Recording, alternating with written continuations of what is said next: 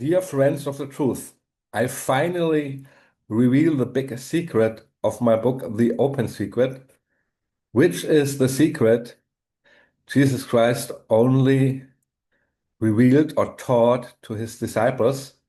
It's one of my most exhaustive and exhausting videos because I have to cut it myself. You will see the cutting takes longer than recording it. And of course, there are much more secrets in my book. It's 1,200 DNA4 pages, and I compressed it. I made the font small, so it's only 500 pages now, but it's a very big book. I don't have it here with me. So there are a lot of other secrets which will blow your mind, but this is the main secret I was reluctant to share because I didn't want to spoil the ending of the book, but now I am revealing it. Buckle up.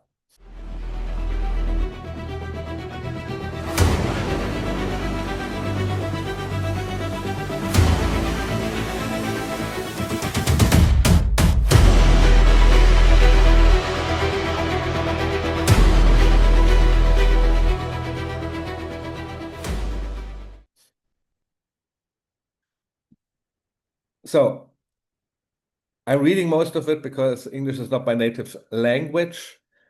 I hope you're okay with that. So it's about the secret Jesus Christ only taught his disciples and not to the public. The church is hiding this for 2,000 years. Some of that they could know, some of that they could have known. First of all, it is undoubtedly made clear in the New Testament that Jesus taught his disciples something he did not disclose to the public. Matthew 13:11.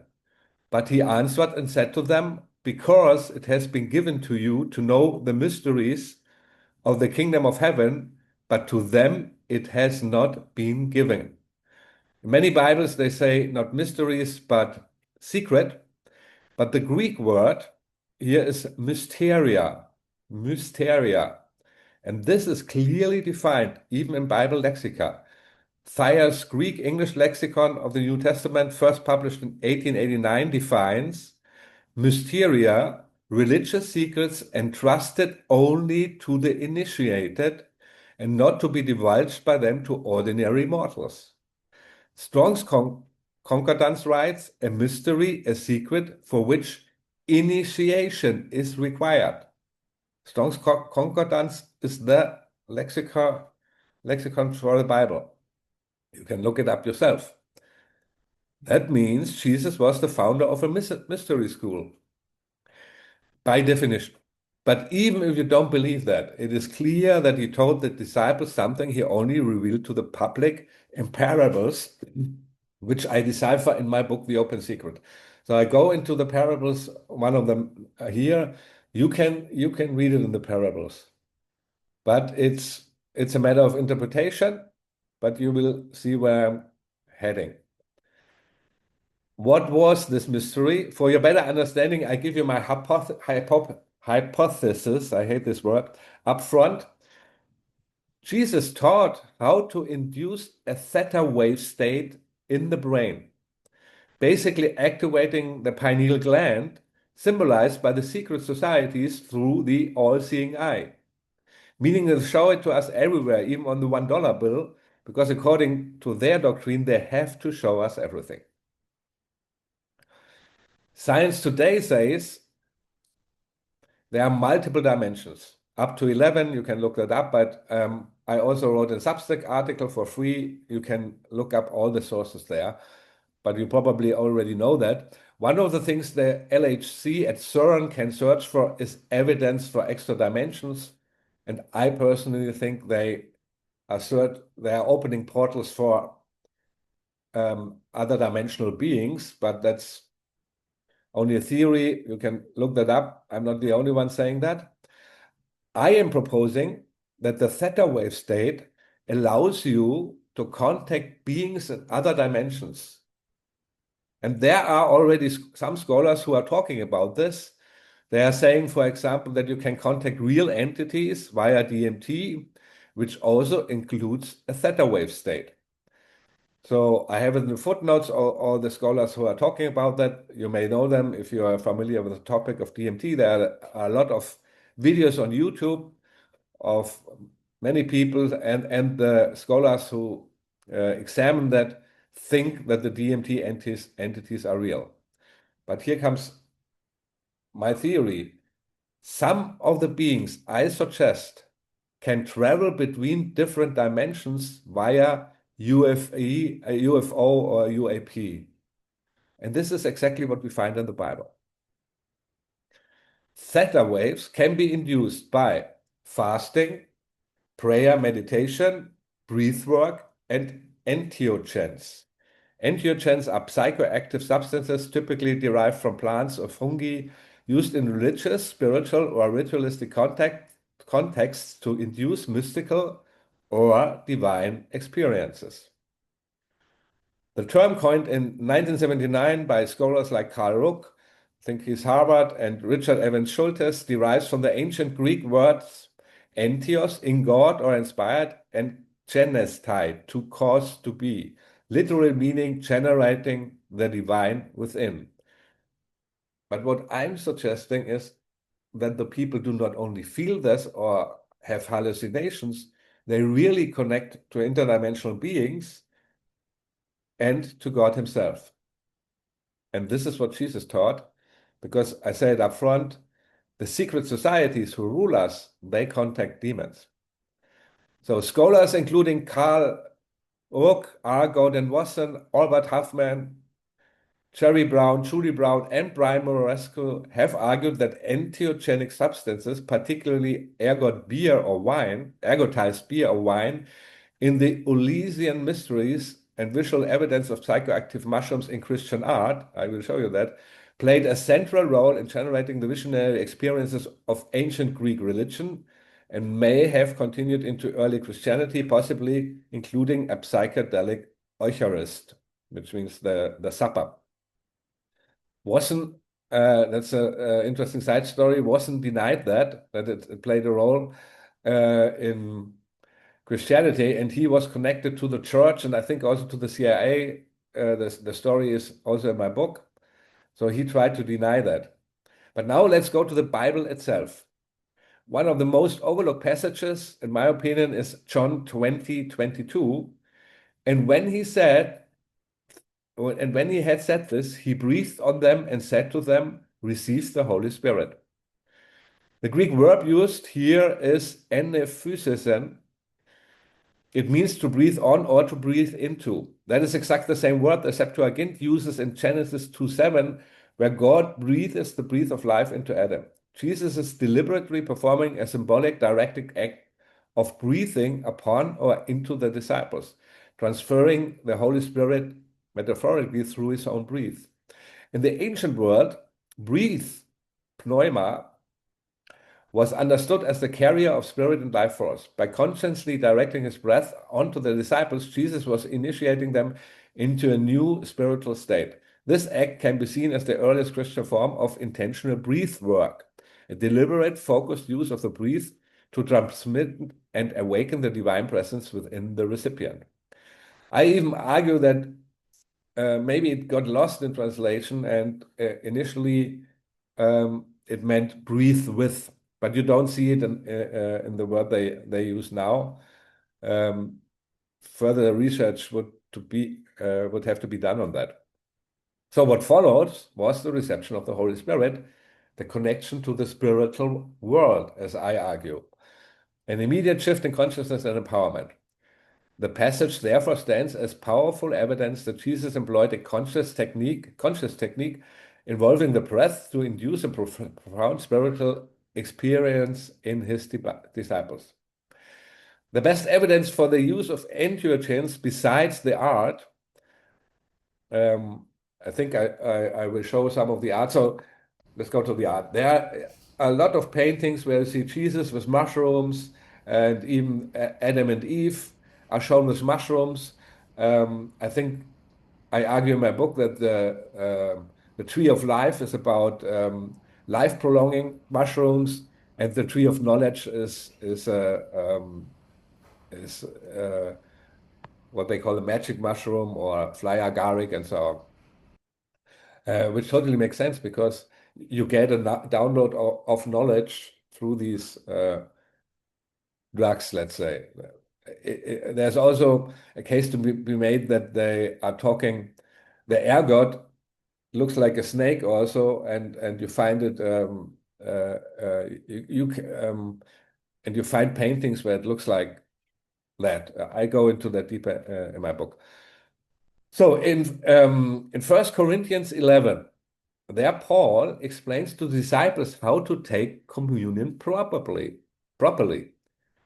So it says, therefore, whoever eats the bread or drinks the cup of the Lord unworthily will be guilty of the body and blood of the Lord. But let a man examine himself, and so let him eat of this bread and drink of this cup.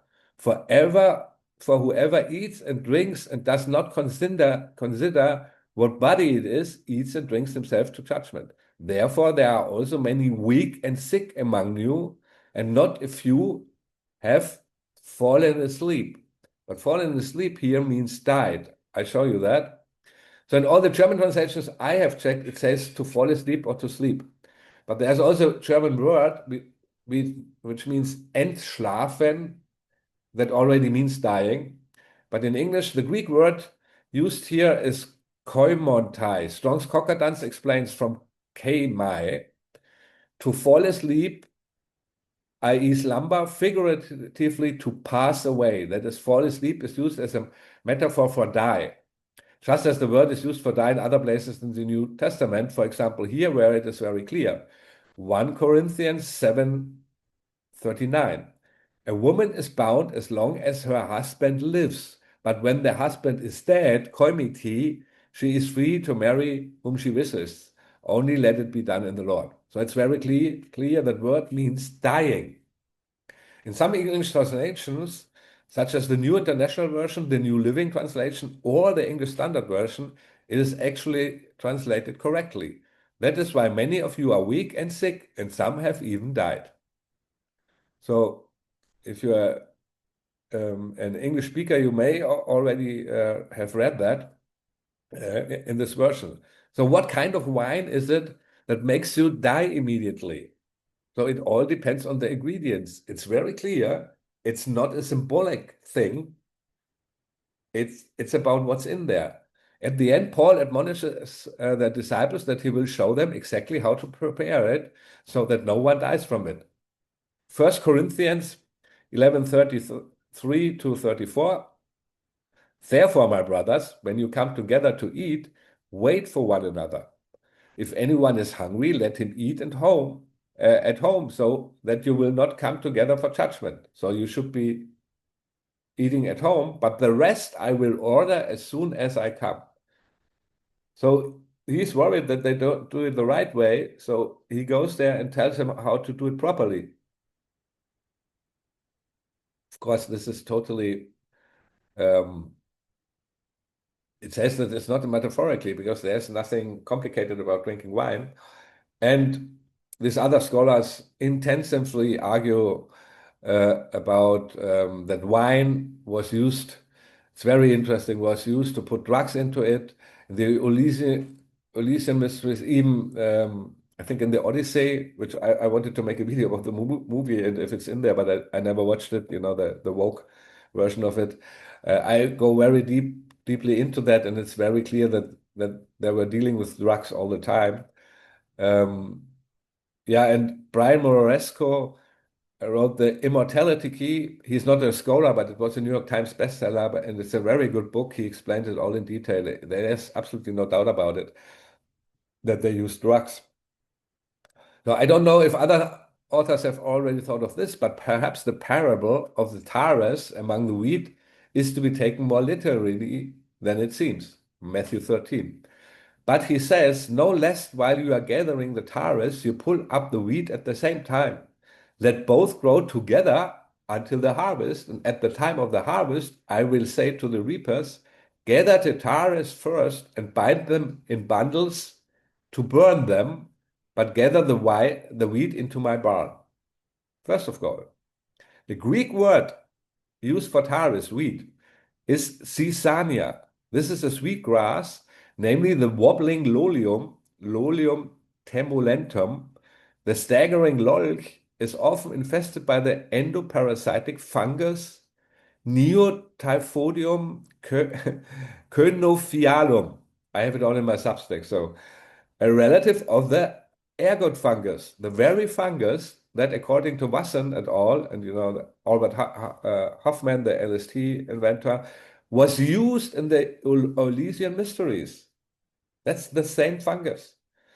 Incidentally, the parable also appears in the Gospel of Thomas. I come to the Gospel of Thomas later. Katakausai, the Greek word used for to burn, means, according to Strong's Concordance, to burn up, consume entirely. From kata and kaio, to burn down, consume wholly. So with a little imagination, this could also be interpreted to mean that the ergot was to be saved, to be consumed later. In the Gospel of Thomas, the corresponding passage is also translated as burn, but the Coptic word normally used there for burn is a different one. Of course, if you read the whole parable, later they compare the burning to another burning. So you have to have a little fantasy, but if you think that they want to transport a message, a hidden message in the parables, the authors, I think it's not too much to imagine this. Yeah, but it's up to you to decide. That there's so much evidence about the use of mushrooms. I come to that later also. So the meeting between Jesus and Satan in the desert could itself have been induced by a deep theta-wave state. So no modern study has yet recorded EEG during simultaneous prolonged fasting and contemplative prayer. However, fasting independently elevates frontal theta and slows the EEG spectrum, while deep Christian contemplative mystical states are also associated with increased theta. I have the studies, as I said in my Substack. So the desert practice of combining both, as described with Jesus, fasting and praying, and not only Satan appears, also angels, mind you, would therefore be expected to intensify the very brain state modern neuroscience links to profound internalized awareness.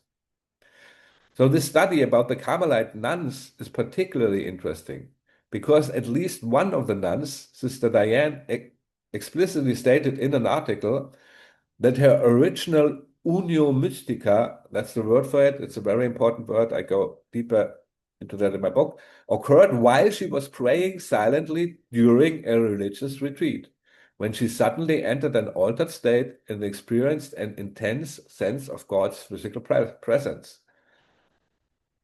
Also impressive is that the nuns already showed significantly elevated theta power while merely recalling the experience in the laboratory, which strongly suggests that the actual original mystical state itself must have produced an even more pronounced theta-dominant brain pattern. Because how do you do that? You have a mystical state, it occurs randomly, so they asked them to remember that. And when they remembered it, they had this theta wave state. So in the original state, it's very likely that it was much higher. Of course, it's hard to examine something which occurs, randomly, so to speak. So early Christian used contemplative prayer, which is a meditative silent prayer. This practice is still popular today among the Eastern churches and the Franciscans. In the study Neurobiology of Spirituality, Dr. Mohandes examined various forms of meditation and their effects on the body. He also took a closer look at Franciscan prayer in particular. It was a meta-study, so somebody else took a look at that. So the introduction states, that's very interesting. The English word spirit comes from the Latin spiritus, meaning breathe. The spiritual realm deals with the perceived eternal realities regarding man's ultimate nature, in contrast to what is temporal or worldly. The English word religion comes from the Latin religio, meaning reverence, though a deeper study reveals it to be a combination of two words meaning return and ligare, meaning to bind. Religion probably originated from an inherent human urge for spirituality. So imaging studies on meditation show that the process of meditation activates the prefrontal cortex, which is also the case with the Franciscan prayer. The paper also states meditation is associated with a strong increase in plasma melatonin levels. The stimulation of the pineal gland by the lateral hypothalamus is responsible for the increase in melatonin. The increased melatonin may lead to the calmness and decreased sensation of pain that occurred during meditation. It is also known that the enzymes of the pineal gland synthesize 5-methoxyDMT. I will show it on the screen. It synthesizes DMT, a powerful hallucinogen when activated. Several studies have linked DMT to out-of-body experience, space-time distortions, and other mystical states. So Strassman worked on that, and there are many books about it, many papers about it, and you really experience intelligent entities. It's very hard to explain that they come from their own mind because it's so different. All of them say it's real. It looks more real than my reality. Yeah, there are a lot of videos about that where people, I think, even do it in front of the camera.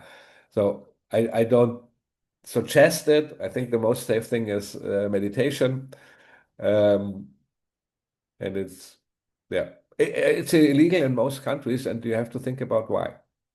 Because it also has healing properties like LSD. So why do they allow us all these drugs that harm us, the pharmaceutical drugs, and they forbid the healing drugs? And these drugs help you understanding the world more. So, but I'm not saying it's only positive. There are also bad experiences with that. So I'm also very cautious with that. But I'm just saying it's one method to get into the theta state. Another method is the method of Robert Monroe, with the binaural beats, and he also talks a lot about the beings he met there, and from him comes the theory about Lush, that these entities want our feelings. But what most people don't talk about is that he says the most powerful feeling is love, and that's left out of many videos. I will make an own video about it. They always concentrate on the bad thing. So sensory deprivation is another well-documented method of inducing theta-wave states and altered consciousness. Extreme isolation can open the same interdimensional channels that fasting, prayer, breathwork, and entheogens unlock. Even the CIA recognized this potential. Under the MK Ultra program, they systematically experimented with prolonged sensory deprivation in isolation chambers and in attempt to break down and reprogram the mind. It's very important here. I made another video about that MK Ultra victims say that they were tasked to connect with interdimensional beings and demons. I have it in another video, and of course I have it in my book. So the story of Lazarus, John 11, may preserve a dramatic example of this process gone wrong. After 4 days sealed inside a dark cave, a radical form of sensory deprivation, Lazarus had perhaps attempted contact with the other side. Yet in the process lost the vital connection to his own soul, so the body to the soul. When Jesus called him back, he was restoring not only biological life, but he severed link between body and eternal consciousness. This would explain why Jesus wept and why the raising of Lazarus is portrayed as both a miracle of power and an act of profound spiritual rescue. So maybe I'm speculating here. Jesus told him, there's no hint in the New Testament, but maybe Jesus taught him how to do it with sensory deprivation and it went wrong. And then he said, oh, I have to rescue him. That's just a speculation. Just want to mention it. So one of the best witnesses to the fact that hallucinogens, it's so difficult in English for me, mixed with wine were used in the early church as St. Augustine. He was a Manichaean for years. It's all pronounced differently in German, but then converted to the Catholic Church. Rook writes, Professor Rook, indeed, the heretical sects are fiercely ridiculed precisely as mushroom eaters. There are a lot of quotes about it. I don't want to read all. Mani's follower is depicted as indulging in his daily vegetarian cuisine, amanita mushroom, truffles, gourmet rice, flatbread, and so on, and burps with a bloated stomach, hardly the asceticism of her declared lifestyle. So early Christians, the Catholic Church simply persecuted all those who followed the original rituals as heretics. Mani, for example, 216 to around 270, the founder of the Manichaeans, for example, saw himself as follower of Jesus and other religious founders. Of course, he was relatively late, but I'm proposing that the early Christians did that. In my book, I go into that in more detail, but it's clear that the church persecuted them. Why? If these drugs connect you to the spiritual world. So first we have to think about, do I believe that I can connect to the spiritual world through the theta-wave state? If you believe that, then you have to ask yourself why the church is trying to prevent that. One of the reasons, of course, is you do not need a priest anymore if you can connect yourself to the spiritual world and to God. The church fathers Irenaeus and Hippolytus also described the rites of the allegedly heretical Gnostic sects, which were interspersed with hallucinogenic drugs in detail. Hippolytus describes, for example, how the Eucharistic prayer was said at the Marcosian Mass over a chalice containing a purple elixir laced with an unknown pharmaceutical. In his account of the Marcosian ceremony, Hippolytus uses the Greek word for drug 7 times. So the word for pharmaceutical. I think it's, yeah. So if you look into the history, the Catholic Church is just the church that won. And early Christians, you can see that also in the book of Brian and so on. Early Christians used mushrooms and drugs. So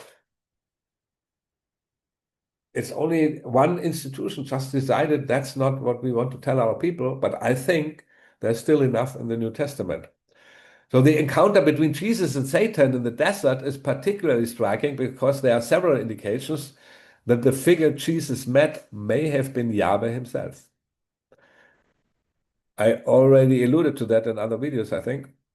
So first, Jesus later told the Israelite leaders, I use this word because it will be on YouTube, you belong to your father, the devil, and you want to carry out your father's desires. He was a murderer from the beginning. So in the book of Revelation, the same figure is identified as the great dragon, the ancient serpent who is called devil and Satan. Second, Jesus asked, which of you, if your son asks for bread, will give him a stone? Or if he asks for a fish, will give him a snake? Yet in the Old Testament, it was Yahweh who, when the Israelites complained about the manna by the way, could also have been a mushroom, the properties, how they appeared overnight and so on. Professor Rook writes a lot about it, and I also think manna was a drug, possibly mushrooms, bread from heaven. So they complained, and when they complained that they don't have it anymore, he sent venomous snakes among them. They bit the people, and many Israelites died. Numbers 21:6. Third, Jesus effectively set aside the Mosaic law. Paul later wrote that Christ abolished in his flesh the law with its commandments and regulations, Ephesians 2:15, and that he canceled the charge of our legal indebtedness, which stood against us and condemned us. He has taken it away, nailing it to the cross, Colossians 2:14. If Yahweh were the true God who gave that law, how could Jesus nullify it? Christians say, yeah, well, it's fulfilled, or it's also written in the text, the law is fulfilled in Jesus now. But how does that compute? Why don't you have to follow these laws anymore? If Yahweh is the real God, it doesn't make any sense. I don't want to get into that. I will have discussions about my whole theory, hopefully soon. That's one of the reasons why I do this video now. So, fourth, during the temptation, Satan offered Jesus all the kingdoms of the world and their splendor. Matthew 4, 8-9. And Jesus doesn't dispute it. He just rejects it. The Old Testament repeatedly states that Yahweh already rules over all nations. Psalm 22:28, for dominion belongs to the Lord and he rules over the nations. Daniel 4:17, the Most High is sovereign over all kingdoms on earth and gives them to anyone he wishes. So if he rules over the nations and offers these nations to Jesus,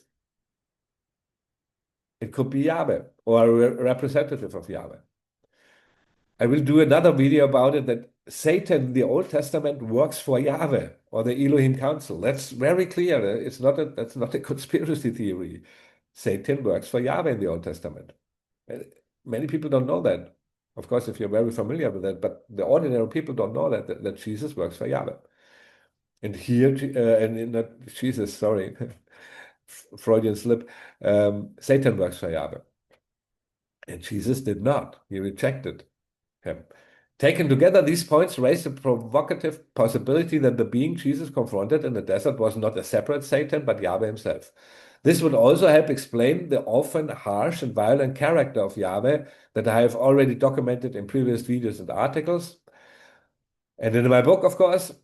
And we should never forget the undeniable textual evidence from the Dead Sea Scrolls. In the older reading of Deuteronomy 32, 8-9, the Most High, Elion, divides the nations among the sons of God, Bene Elohim, and Yahweh receives Israel as his portion. I will show that on the screen also. So when the Most High, Elion, gave the nations their inheritance, when he divided mankind, he fixed the borders of the peoples according to the number of the sons of God. But Yahweh's portion is his people. Jacob has allotted inheritance. I already told you in another video, this is confirmed by the Torah.com, also Jewish scholars. They said, yeah, it sounds too much like it's a polytheistic worldview. Yeah, because there were several Elohim. In other words, according to this ancient Israelite text, Yahweh is only one of the Elohim, a subordinate deity who was assigned the people of Israel by the highest Elohim, whose name was Elion. And that was also not God. He was just the boss of the Elohim. Being, in my view, interdimensional beings or aliens from another planet. I don't subscribe to that theory too much, but you can think what you want about it. It also should be noted that it should also be noted that the same theta-wave altered state techniques can open contact with a wider range of non-human intelligence, including, what the Bible tradition calls angels and demons. These beings, however, appear to be limited to the non-physical or interdimensional realm. Unlike certain ultra-terrestrial entities associated with the UAP phenomena, they do not seem capable of entering your physical dimension in solid form. Precisely because these practices can also attract demonic entities, Jesus taught his disciples how to cast them out. So, if you do these techniques, you can also be taken over by a demon. He cannot appear here in physical form, but you can be taken over by a demon. So, because these are dangerous practices, I think that was also I go into detail in my book. I think that was the task of the early priests, that they did the ceremony, but they also had to be had to come to the rescue if something went wrong and they were taken over by a demon. That I go into detail in that. And that's what exorcists now also do, which are also priests. I think that was the real task in the beginning. But that's, yeah. speculation. So, this interpretation is further supported by the evidence presented in my paper, Ultra-Terrestrial Encounters in the Bible, Entheogens as Technologies of Interdimensional Communication. By the way, this paper, I wrote it almost a year ago. I sent to everybody you know. Tucker Carlson, Alex Jones. Um, uh, I think I didn't. I think even Ian Carroll, of course, Candace Owens. I will link to that paper, so they all could know it. Of course, you never know if they read your your emails, but I will go into that paper in another video. But you can read it now already, because what I was thinking is, how can I get the people to read my book, because who wants to read 500 pages, or, 2,200 footnotes of a guy he doesn't know, because I'm not that well known in the English speaking world. So I made this paper and summarized the best evidence, and nobody replied. Nobody. David Icke, I also sent it. Nobody replied. So there in that paper, I argue that Moses and the early Israelite priesthood deliberately I cannot say that David Icke did not respond, because his sons are in communication with me, but I had 2 appointments already, but it didn't work out. I hope it will work out in the future, because I have some questions to his theories. I think maybe he doesn't want to talk to me because I think that Jesus is real and he doesn't think that. But David, if you listen to that, I don't need to talk about Jesus. I only want to talk about your theory, because I have some questions. There I argue that Moses and the early Israel priesthood deliberately employed entheogenic substances, most likely DMT containing acacia combined with MAO inhibiting plants such as Pergamum hamala, to induce the theta-wave states necessary for interdimensional contact. This reading aligns with the hypothesis put forward by Hebrew University professor Benny Shannon, who has argued that the burning bush episode and other Mosaic theophanies were entheogenic visionary experiences produced by an ancient Near Eastern analog of ayahuasca. So I go into great detail in my book also about the burning bush episode, but the people who talk about that, they think, yeah, they took the drugs and had only that visions. But I'm saying they contacted real entities. These pharmacological techniques successfully attracted non-human intelligences. However, the entity that answered the call of Moses was not a benevolent creator, but a malevolent ultra-terrestrial intelligence that identified itself as Yahweh, because pure entheogenic access proved unstable, unpredictable, and dangerous. This being later descended in an UAP-like vehicle and dictated the precise technical specifications for the Ark of the Covenant, a material technology designed to institutionalize and control bidirectional communication with the Israelite elite. So that's what I think. He called Yahweh, but to have a stable connection, you can't rely on drugs. That's why he sent the Ark of the Covenant, clearly a device of communication. I go deeper into that in that paper, but just read it yourself. I mean, his face appears between the cherubim, and it's like out of a sci-fi movie, because the sci-fi movies are right. Yeah. In short, Moses did succeed in opening a channel to the other side through entheogens. And remember, according to the story, Moses killed a man. So I suggest that if you're in that aggressive state, you just killed somebody, you're more likely to attract evil beings. And just read the Old Testament. Yahweh slaughters children, commands the slaughtering of children. He wants physical things, gold, silver, even young virgins. So yeah, nobody can tell me this is a good benevolent being. So, but the intelligence that responded was the very controlling, often cruel entity whose nature we have already examined. Jesus behaved in a fundamentally different way. When offered all the kingdoms of the world and the glory, Matthew 4:8-9, he rejected the temptation outright. He later stated explicitly before Pilate, "My kingdom is not of this world. If it were, my servants would fight to prevent my arrest. But now my kingdom is from another place." So instead, and that's the key, instead of promising earthly power, Jesus directed his followers inward. The kingdom of God is within you, Luke 17:21.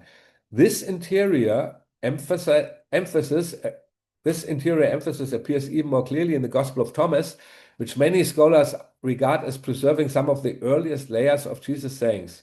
There he declares, "If those who lead you say to you, 'See, the kingdom is in the sky,' then the birds of the sky will precede you. If they say to you, 'It is in the sea,' then the fish will precede you. Rather, the kingdom is inside of me and is outside of you. When you come to know yourselves, then you will become known, and you will realize that it is you who are the sons of the living Father." That's very important, the last one. I will do another video about that. The central command, know yourselves, is identical to the foundational doctrine of virtually every ancient mystery school, Egyptian, Eleusinian, Orphic, Hermetic, and later Gnostic transitions, where self-knowledge was always the first and indispensable step toward divine realization. But even if one rejects the idea that Jesus founded or revived the mystery school, the phrase, "the kingdom of God is within you," still carries exactly the same logical message. To know God, you must look inside yourself. In my book, The Open Secret, I present the case that the Gospel of Thomas may in fact preserve the oldest and purest stratum of Jesus' original teaching, a teaching that locates the divine not in external ultra-terrestrial controller, but within the individual. Although the Gnostics also taught that one must look within, I'm not agnostic. The classic Gnostic systems mistook one of the 70 Elohim for the absolute creator and labeled him the demiurge, precisely because of his harsh, jealous, and often cruel character. So because the Gnostics took the Old Testament seriously, they said, wow, this entity is evil, he's the demiurge. But in reality, he was only one of the many Elohims. So the Gnostics are wrong about that, but the reason for that is that in the Old Testament, Yahweh is portrayed as a cool character, and this induced, it's a logical. How do you call that? It's a logical misfit. So that okay, well, what could be the reason why he's so cruel? The reason is just one of many Elohims which are cruel. Well, he was cruel, and there are different Elohims with different character traits. In reality, however, by the way, I want to say that here now. I didn't include it because I make another video about it, but I just want to say it maybe for a clip. Because Candace Owens always talks about the elite, they are Baal worshippers. Baal worship is essentially Yahweh worship. At least they have the same cool character, and he says also in the Bible, you can stop calling me Baal now, but I go into that deeper. But she always said, yeah, that's Baal worship. Yahweh itself demanded child sacrifice, and he admits it. Yeah, okay, to that point. So in the beginning, there was child sacrifice, and then they did not do that anymore. Molech was the name of the ritual for child sacrifice, and also for child sacrifice to Yahweh. But they changed course, and then the writers of the Bible had to explain that. That's why they let him say, "Yeah, well, I even allowed the children are sacrificed, but I'm doing it. I'm not doing it anymore." We don't know if he really said that, but it's very clear that the authors of the Bible inserted things or left things out to make a coherent story, or the editors. We already have the proof in the when they were talking about the Elohim. It's edited because if you look at it, there are several gods, several Elohims, and they just wanted to put it all on one entity. It's very clear if you read it. So in reality, however, this being Yahweh was never the ultimate source of all existence. He was simply one interdimensional intelligence among many, a subordinate power who had been allotted Israel as his portion. The high, and that's also important. The hierarchical picture is already hinted at in the New Testament itself, so you do not need the Gnostic Gospels. It says, "For our struggle is not against flesh and blood, but against the archons." They don't have it with rulers, but the word is archons. Against the authorities, against the powers of this dark world, and against the spiritual forces of evil in the heavenly realms. So it's very clear that it's about fighting the archons. David Icke also says that, but I don't know if he realizes it or not, but it's already in the New Testament.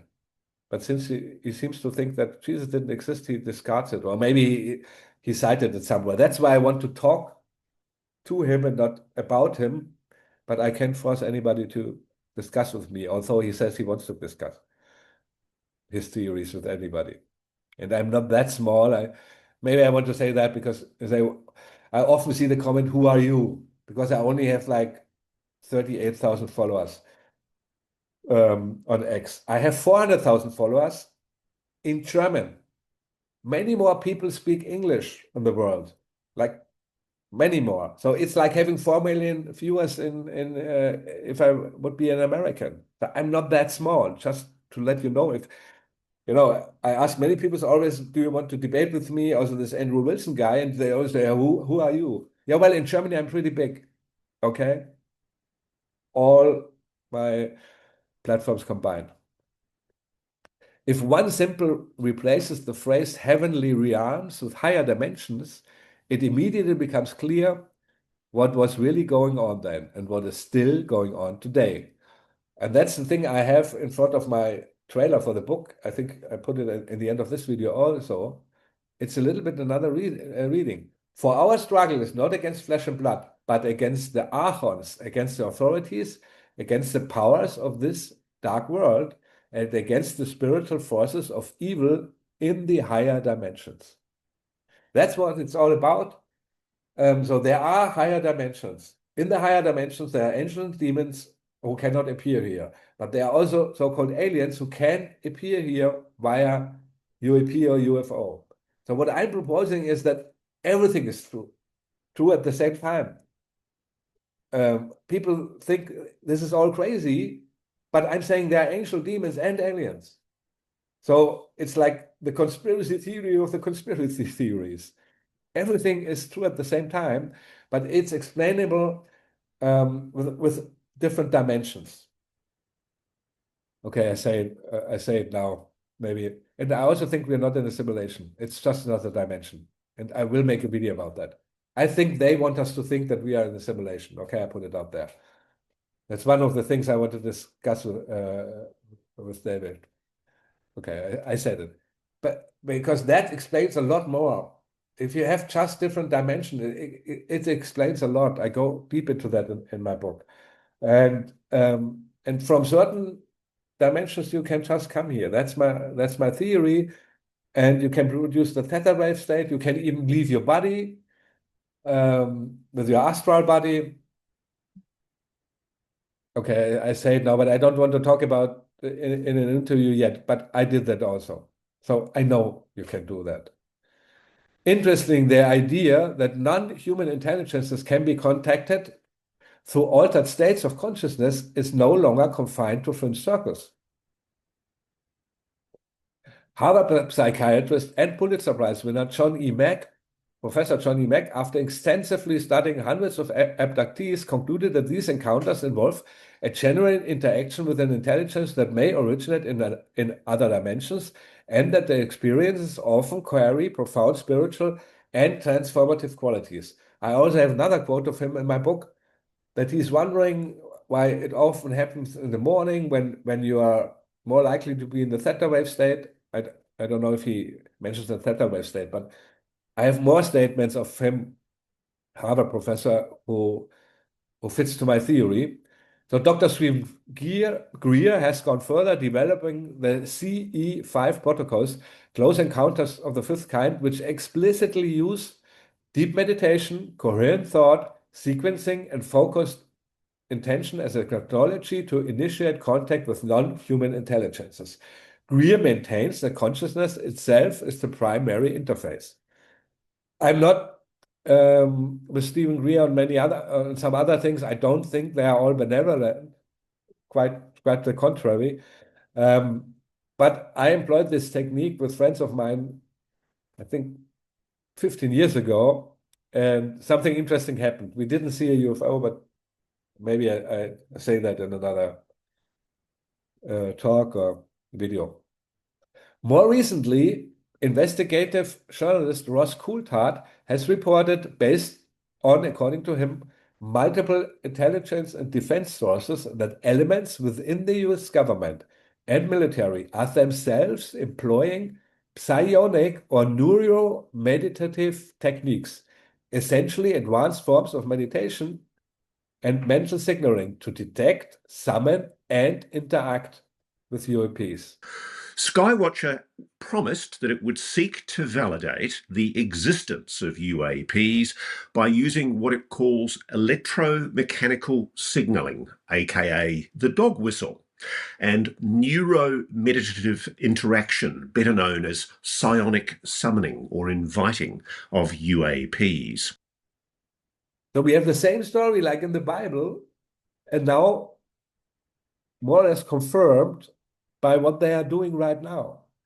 So with this, so if you do that, you can contact aliens, but you can also contact angels and demons. I don't know how sophisticated they are now, how they can distinguish it. They are making this. They didn't stop MK Ultra, so of course they're experimenting with that since the 60s or 70s. Who knows if there's a protocol where you can avoid the angels and demons and only contact the aliens. But there are also bad aliens. There are also evil aliens. There are good aliens and evil aliens. It's like it's a whole principle of the creation. In other words, the same principle that appears in the biblical desert encounters and in the teachings of Jesus, accessing higher realities through inner states, is now being openly discussed by academics, contact practitioners, and even government-linked sources as a viable method of interdimensional communication. I mean, I wrote my book, I started my book 10 years ago, and now it's all coming out. But yeah, I wrote it then 1 or 2 years ago. But I collected, all the research for 10 years. And now it's all coming out in the open. As I demonstrate in my book, Jesus fought the secret societies of his time with the exact same technique. But the secret societies he fought, and I mentioned them in my book, they summon demons. And the secret societies of today, they summon demons. But the principal technique is the same. And added is that, of course, this is not what Jesus did, but added is the sacrifice of animals and children. And alone this, that you have to, even in the official story of Yahweh, you have to sacrifice animals for him. And that's exactly what sorcerers do now, like dark magicians do now, how they're called. Yeah, dark magicians. Satanists. The Satanists offer animals. And animals, even officially, were sacrificed to Yahweh. That attracts the demons. So that, of course, that's very clear in the New Testament. That's all forbidden with Jesus. And he also talks about don't harm my children and so on. It's very clear that he's talking about them, in my opinion. So, but Jesus added one ingredient the power elite has never had and never will have access to: love.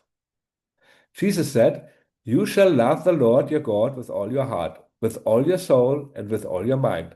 This is the first and great commandment. And the second is like it. You shall love your neighbor as yourself. On these two commandments hang all the law and the prophets. Matthew 22:37 and other places. I myself, you might not realize that I said all this. I believe in God. I even attempt to prove his existence in the first part of my book. I'm standing on the shoulders of others there, but in my opinion, it's quite clear that God exists. I will do another video on it. And I also pray to Jesus Christ. I even think that he freed me out of jail because I intensively prayed to him. And 1 week later, I was free, but I get emotional there, okay? So because he has an I will talk about it maybe in another book or something. Because Jesus has an eternal soul, just as we do, he still exists somewhere. And since time has no meaning in higher dimensions, there's no reason to doubt that he can hear all of us simultaneously. Amen.